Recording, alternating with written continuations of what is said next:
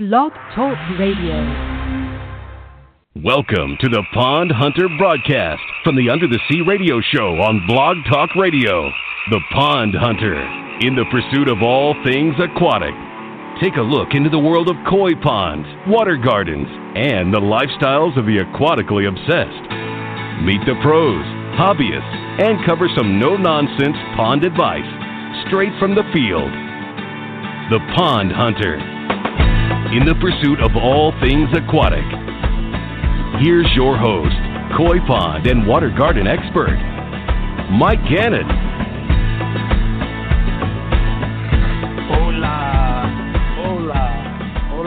Hola, escuchadores. Hey, everybody. What's going on? How are you? How you feeling? Feeling good, I hope. All right. Hey, everybody. Welcome to the Pond Hunter radio broadcast, episode 38. And you guys have all picked a great episode to tune into because by the end of this podcast, we're all going to be rich. You will know if those koi swirling around in your pond are worth lots and lots and lots of money or not, and whether you're going to be cashing in those koi or not. Whichever the case, I'm glad you guys tuned in. I'm Mike Gannon. I'm your host here on the Pond Hunter radio broadcast, and I am glad to spend a little bit of time with you here in the pursuit of all things aquatic, doing my part to feed your aquatic obsession. So welcome to the broadcast. In this episode, we're going to be talking about how much your koi are worth. We'll talk about some of the factors that make up a koi that you can cash out, send your kids through college with, or we'll find out if they are just another fish in the barrel. Every year, many times per year, I'm confronted with the question of how much a koi or a collection of koi is worth. And I say confronted because at times it feels like a confrontation. Every year, I kind of end up dashing someone's dreams, sometimes offending, insulting them, or otherwise pissing people off because of the answer that they typically get when they ask me how much the koi are worth. When I meet with some people to discuss the value of their koi, I can see the dollar signs in their eyes. And of course, anybody who keeps koi knows a koi are worth hundreds and hundreds and perhaps thousands of dollars each. That's not always the case, of course.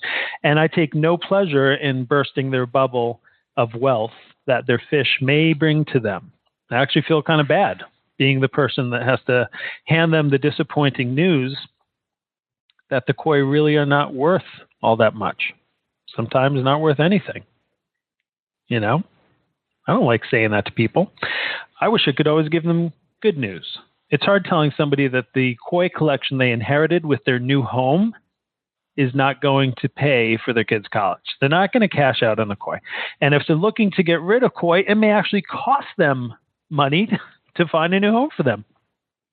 Koi are not valuable simply based upon the merit of being a koi. And your koi are not worth what you paid for them. They could be higher, but they're probably less. I recently went to look at a collection. There was a guy who contacted me about his koi. He wanted me to buy his collection, and he told me that he had 8 koi. He needed to get rid of his pond for whatever reason. And I always have people looking for koi. So I told him I'd come by and take a look. And I went to the guy's house. It was a townhouse with a tiny little prefabricated pond in his backyard, like one of those Home Depot shells. Maybe the pond was 400 gallons. And he actually had 7 koi and a shabunkin jam-packed into this little pond, this little housing. All the koi were a decent size. They were between 12 to 15 inches, so they weren't exactly small. The shabunkin was probably about 5-inch, somewhere around there. And I'm looking at this, and 2 of his koi had kinked tails. None of them were particularly stunning. 3 of his koi had some merit. The rest were very dark, mutt koi. No particular variety. But all the same, they were koi. I wasn't really impressed. all truth be told, and had already gotten the vibe from this guy that he was going to be greatly disappointed in anything that I could offer. So I honestly really wasn't even interested in buying them. So I let him go first. I asked him how much he wanted for his koi. And he started by pointing out his kind of nondescript, dark brown butterfly variety koi, which he felt was the most valuable koi in his collection, and said that he would like to get $300 for the fish, $300. And then he wanted $200 per fish for the rest of them, shebunkin included. He still kind of thought it was a koi. Anyway, it was, bottom line, it was, if I took the whole collection, he was looking to get $1,500 for the whole lot. And then I would have the honor of draining his pond, catching them, bagging them, relocating them once I put all that cash into his hands. So I told him I couldn't do that, and told him very politely, basically that it was just too much for me. And he wanted me to make an offer. So I did. I offered him $300 for all of them. And yes, I will drain his pond. I will catch and bag all the fish. I'll transport them to new homes. And the guy got very quiet and just kind of stared at his pond, and he wouldn't look at me again and said he would have to think about it. And I said, great, give me a call, kind of knowing that I would not be back for these fish. So he was disappointed. He was disappointed enough to go onto social media and start trashing me and trying to rip him off, and made up all sorts of other fun stuff also that never happened. So now that could be the extreme of a reaction, but those are the reactions that I kind of get from time to time when someone finds out that their fish are not made of gold. Not my fault. Not that I sold them the fish, and not that I was after them to take their fish. They ask me a question, I answer. But yeah, I definitely have had many people kind of upset, disappointed with me after I give them the amount of how much the koi are most likely worth. And I wish I could tell everybody that the fish are going to make them rich. But when the guy tells me that he bought a koi from PetSmart for $20, and now that he has it home for PetSmart, it's worth hundreds of dollars because it's a koi, I kind of feel compelled to let them know the truth, that the koi is probably really worth about $5 if he bought it for $20.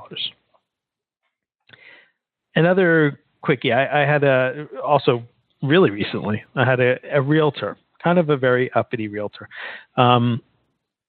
She had a house that she was trying to sell. The house had a koi pond, and she believed that the koi were worth at least $3,000 each because someone had told her that koi are worth a lot of money.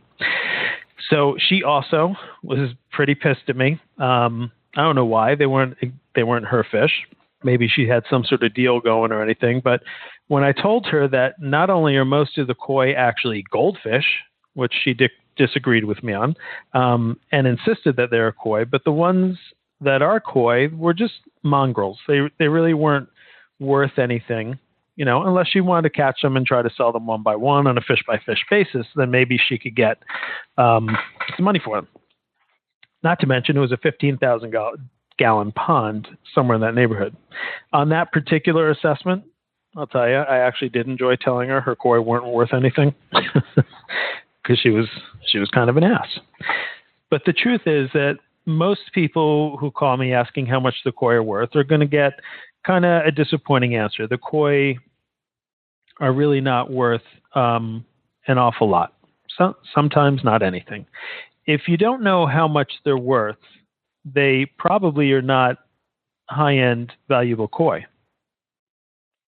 If you don't know how much your koi are worth, there's a good chance that they're probably not high-end valuable koi.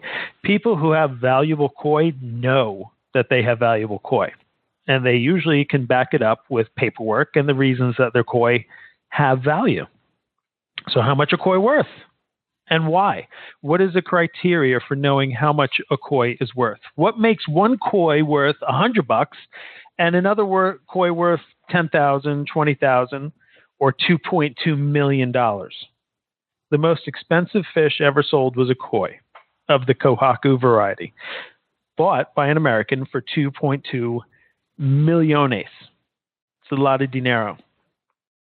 So how come your koi isn't worth half of that? I mean, what the hell? Shouldn't your kohaku be at least half of that? No. And how much should you be paying for a koi? Was that $2.2 million koi worth it?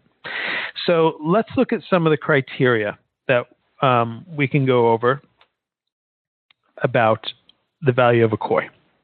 Actually, you know what? Before the criteria, all of us also need to take into consideration, anybody buying koi, there's some variables that play into the price tag of a koi that are hidden. When you walk into a koi dealer, garden center, or pet shop for koi, the price you see also reflects some things that have nothing to do with the koi. Any koi retailer, dealer, has overhead that they got to cover, and they're covering that overhead in the sale of that koi as well. That price tag is going to reflect what it costs the dealer to bring you that koi. The shipping charges, livestock loss, shrinkage, food, and housing while the koi is in their care, the rent and insurance and employees, the overhead, all the expenses of being able to offer you a place to come and purchase koi. That has to go into the pricing of every fish that's sold. If vendor A has X amount of overhead to cover, and vendor B has 2X overhead to cover, and they both buy the same koi for the same price, and then offer it for sale, the fish from vendor B is going to be more expensive because vendor B has a higher overhead. Same fish, they bought it for the same price, each vendor, but vendor B has higher overhead. His fish are going to be more expensive. Selling koi is also a high-risk business as well. There's losses involved with fish. They die. It's livestock. And those dealers are they're going out on a limb to bring you some extremely exotic animals that don't occur in nature. And as a former dealer of all types of fish, including koi, I know how risky it is. So I see both sides of it. And I know how easy it is to lose your shirt selling livestock. So, is that $20 koi from PetSmart, which has a 3,000 square foot warehouse facility, marketing campaigns, advertising, TV commercials, you name it. They have all this stuff going on. Is that $20 koi really worth $20? You be the judge. It is to PetSmart. That's why they got to sell it for $20. When you walk out the front door of that store, is the koi still worth $20? No. And I guarantee it did not just go up in value either. Right? So that's some things that we all need to remember when we're looking at how much a koi is worth, the price tag of a koi. So with that said, let's talk about some of the considerations and criteria that determine how much your koi is worth. There are some really easy to point to things that give a framework of how to determine the value of a koi. How much are your koi worth? Let's evaluate it. Let's start with the more obvious stuff, like the condition of the koi. For the sake of this podcast, let's just assume that we are talking about koi that are in good shape. They're not sick or deformed. They don't have torn fins, bulgy eyes, red streaks, cuts, sores, ulcers, injuries. Let's just assume that we're talking about koi that, as far as their overall condition, are in good shape and good health. Okay? So condition, of course, is going to be a factor. If you're going in and you're seeing koi that are beat up with red streaks and stressed out and dead fish floating in the tank, that's not what I'm referring to. I'm talking about good condition koi. Okay, so condition is extremely important. And of course, size. Size matters. Probably one of the more obvious and easy to determine criteria is the size of the koi. It's not always the most important factor, but size matters. The larger a koi is, the higher the value would be, generally speaking. You can even have a not so great looking koi that is huge. And the hugeness, adds to the value. It could even be the only factor that contributes to its value. It could be an ugly koi, but huge, and people will pay for huge koi because huge koi are fun to have, right? Size is going to go into it. Small koi will be a lesser value because, well, they're small. SM all, man. They're small. Small koi can change over time also. So what you see in coloration and patterns may not be what you ultimately are going to end up with. So there's unknowns with small koi that suppress value. While in larger koi, what they look like at 20 inches is probably what they will look like moving into the future with good care. Their coloration and pattern are likely fixed and stable at this point. That stability adds to the overall value of the koi. Small fish can completely change their patterns and coloration. So size is a big part of the criteria. It affects value, without a doubt. Probably the next most important would be types and varieties. Of course, the type and variety of koi is going to greatly affect how much your koi is worth. The types we consider, to keep it simple, would be straight fin and long fin, or butterfly koi, or dragon koi, whatever strikes your fancy. A straight fin type koi is a classic. It's always going to command a higher price than a butterfly type of koi. Well, don't longer fins mean more exotic, so more money? Technically, isn't there more koi? They have more fins. You know, it would be nice if we could measure the value by the square inch, the surface area of the koi, but it just don't work that way. So butterfly are the new kids on the block in the koi world. From what I understand, not even a Japanese creation, but they came from an Indonesian strain of river carp that had longer fins than other carp. And the Japanese kichi are not likely to give this type of koi much credence. So straight fin, they're the classic koi, firmly rooted in Japanese tradition and history. If you have a 15-inch straight fin sanke, it will be more valuable than the 15-inch butterfly sanke. So keep that in mind. In the world of koi experts and competition judges, and I don't consider myself an expert, by the way, in the world of koi experts and competition judges, the butterfly koi is almost not even considered a true koi by some, although that belief is softening. And in many koi shows and competitions outside of Japan, there are now categories for butterfly koi, but they will likely never be as valuable as straight fin and never judged in Japanese koi shows. The epicenter of koi. Not in our lifetime, at least. Yep. Not in our lifetime. So those are some different types, but the variety matters as well, right? The Gosanke are still the most valuable varieties. Gosanke being Showa, Sanke, and Kohaku. Of course, they will bring a higher value than, let's say, a Chagoi or Kumanru or Ginrin or Ogan. Once you get past the Gosanke hurdle of value, where they kind of set the bar of values, the other varieties are pretty even, I would say, in the ranking of value. What do I mean by that? Well, a Ginrin is not more valuable than a Doitsu because of their variety, or Utsuri, or Beko, or Kujaku, based on the merit of their variety. So we're not there yet.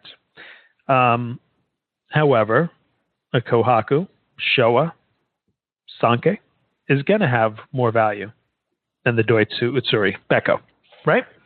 Right. Okay. So type and variety is a big factor. Big is also the grading of the koi. Okay? There are many different grades. Koi are sold different than any other fish on the planet for the most part because they're sold by grades. Koi is not a koi. There's not a koi. They have grades of koi, and they're determined through the culling process. Culling starts very, very early. in the process when we're talking about professional breeders, especially those who are trying to put out world-class koi. Every koi born is not going to be world-class. The fact is that the vast majority of koi born on this planet are worth nothing. If you were going to grade them, they'd be grade 0. They're so worthless that the breeders will cull a hatch of several 100,000 baby koi down to just a few hundred that actually go to market. Think about that. Several 100,000 baby koi are part of a hatch. The only amount that go to market are a few hundred. And that's just a small fraction of a single spawn. And of those few hundred that make it to market, maybe a handful of koi will be show quality. And maybe one of those might actually bring home a ribbon from a show, if any of them ever even make it to a show. The odds of being a professional athlete, movie star, or rock star are better than becoming a graded show quality koi. That's a fact, Jack. Grading is really highly subjective. And when grading is assigned, I think it is a good question when you are purchasing a koi as to whom did the grading. Who says it's a grade A koi? Who decided that a particular koi is a particular grade? Who did that? Who said that? Right? Because they're controlling how much you're spending. You should know. Every breeder, every serious dealer will offer some sort of grading on their livestock, and not every breeder is necessarily producing a high-quality koi.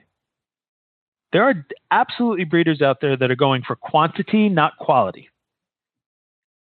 Remember, koi come from all over the world, so there are definitely places that breed grade C koi. That's all they produce. On their best day, they're producing grade C koi.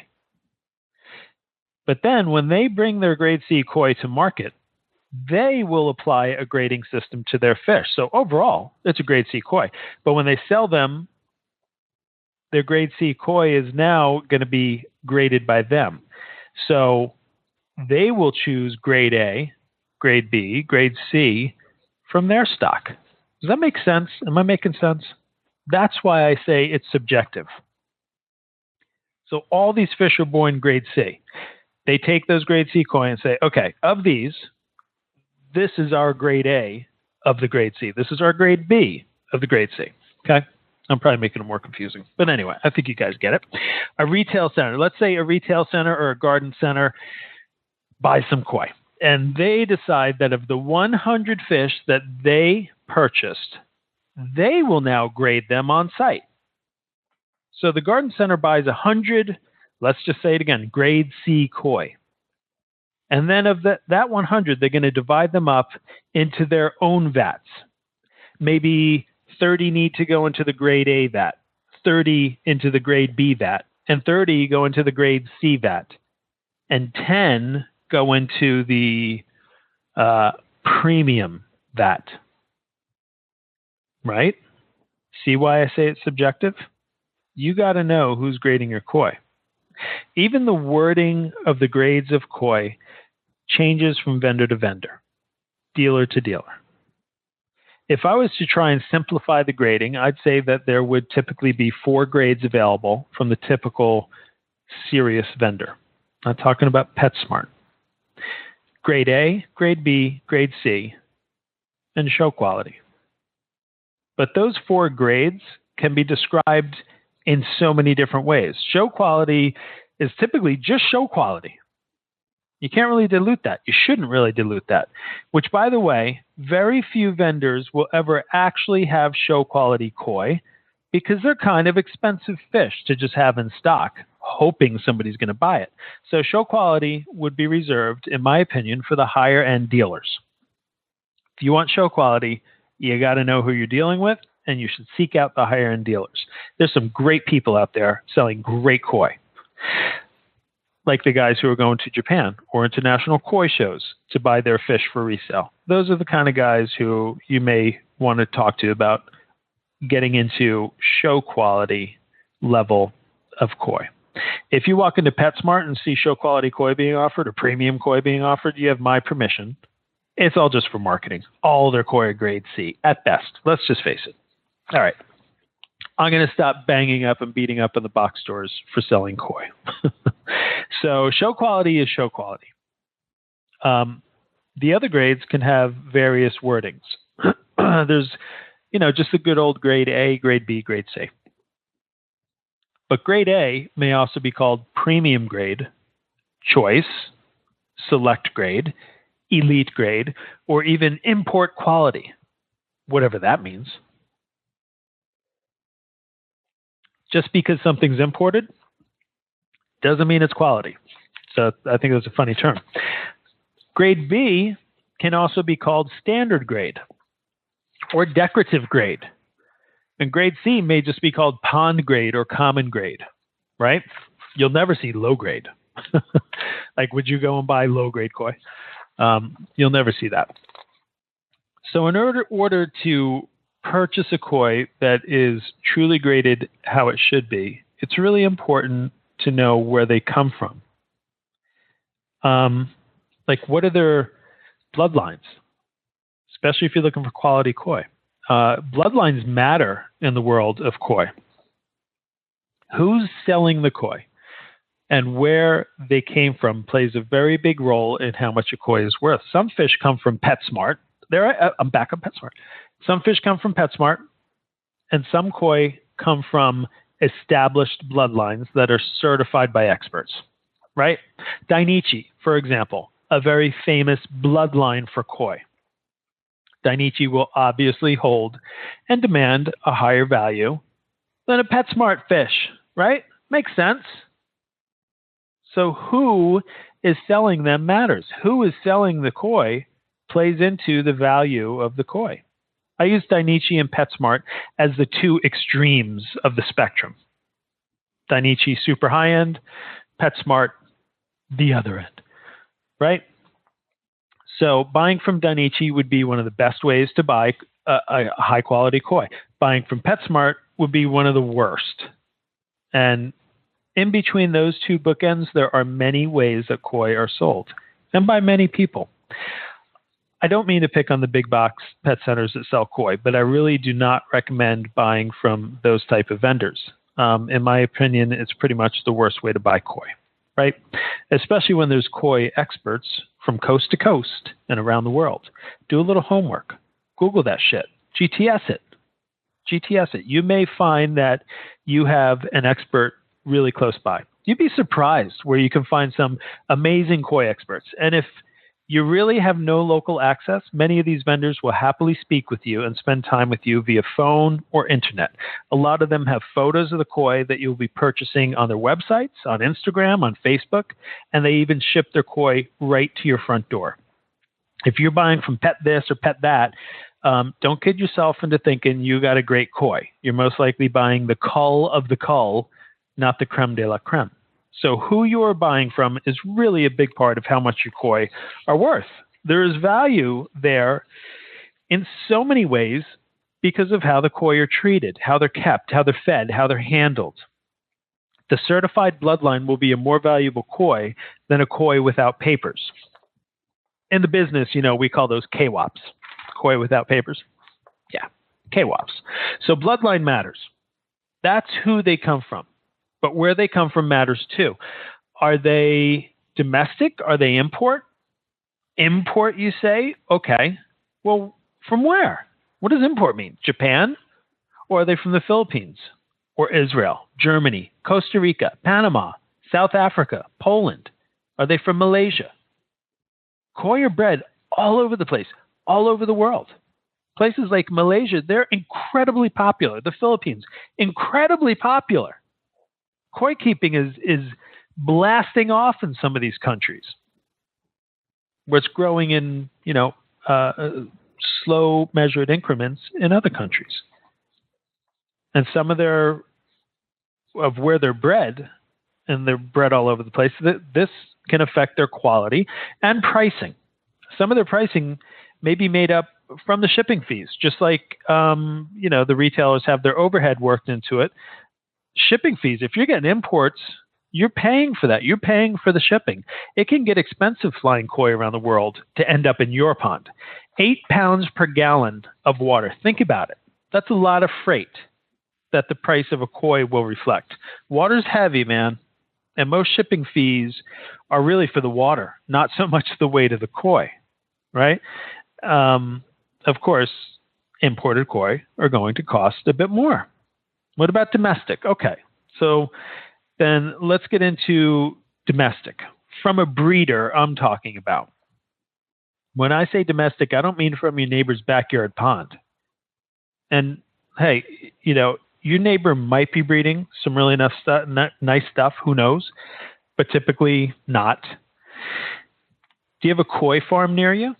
If so, it could be well worth your while, and you get the best value if you can buy your koi directly from a koi farm or a koi breeder. Not to mention how much fun it is to go to a koi farm and kind of check out their facilities and see what's going on there. You meet some great people. So if you have access, it's taking an afternoon and enjoying it, picking out some koi that way. Great way to buy koi. And don't underestimate domestic koi. Import, like I said, doesn't always mean you're getting a great fish. The U.S. domestic koi is what I'm referring to. There are some really great koi being produced in the U.S. And of course, they're coming from Japanese stock, but they're domestic koi. So don't discount domestic koi at all. There's super high quality ones, award-winning, show-winning koi, champion koi, grand champion koi. So the value of a koi, I think in many ways is like the value of a car. When a show quality koi is with its dealer and then sold to you, is it still show quality? Once you drive that koi off the lot, things can change. Values drop. Unless you're going the extra miles of making sure that this koi remains show quality. Are you set up to have show quality fish? Are you? Are you following its feeding regimen? Are you keeping the same water quality? Are you doing what needs to be done to have a show quality koi? Just because you bought it as a show doesn't mean it's going to stay show. Just because it's show quality today does not mean it's show quality tomorrow, unless you're keeping it show quality and treating it like a show quality, which takes time, work, and effort to keep it a fish at that level. If you bring one home, show quality, for bragging rights, and just put it in your pond without doing what's necessary to keep it at show quality, then your fish is no longer a show quality fish. It's now premium. It's now grade A. Maybe it's AAA, whatever. And the dealer who charged you $6,000 for that fish would now maybe offer you $1,000 to take it back, right? So it's tricky. It's tricky.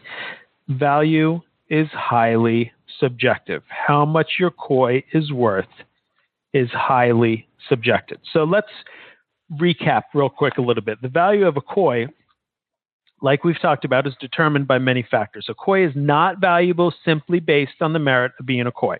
The condition of a koi matters, of course. Any koi, any variety, any grade should be in good condition. Bloodlines matter. If you have a valuable koi, you know where it came from and who the parent stock were, just like show dogs, show cats, and all of that. If you're dropping thousands of dollars on a koi, make sure there's some bloodline certification with that price tag. You need to know who the breeder is if you want your koi to have and hold value. Whipping out a birth certificate for your koi adds to the value. A koi from Dainichi is worth more than a koi from your neighbor Fred's backyard. Size matters. A 10-inch grade A Showa will simply cost less than a 20-inch grade A Showa. Size matters. Variety matters. A show quality 24-inch Kohaku will always be worth more than a show quality 24-inch Chagoi. The classic Gosanke trinity of Showa, Sanke, and Kohaku will be more valuable than other varieties. It's just how it is right now. Could it change? Maybe. Will it change? I don't think so. This gets into tradition. So it goes pretty deep, and those things aren't going to change too quick. So variety matters. Grading matters. Show quality will be more valuable than grade C. And remember, grading is highly subjective. Even the wording changes from dealer to dealer. Show quality, select quality, choice quality, pond quality, grade A, B, C, double A, double B, double C, etc. I think you guys get it. Just because a vat at a garden center says grade A does not necessarily mean they are grade A. A truly graded koi, an accurately graded koi, is going to come from breeders and experts. You're not going to find show quality koi at a garden center down on the highway or from your neighbor's backyard. Ain't going to happen. Where they come from and who's selling them matters. Buying koi from your next door neighbor is going to be considerably cheaper, like way cheaper, or at least it should be, than buying from a koi farm or a breeder or even a retailer.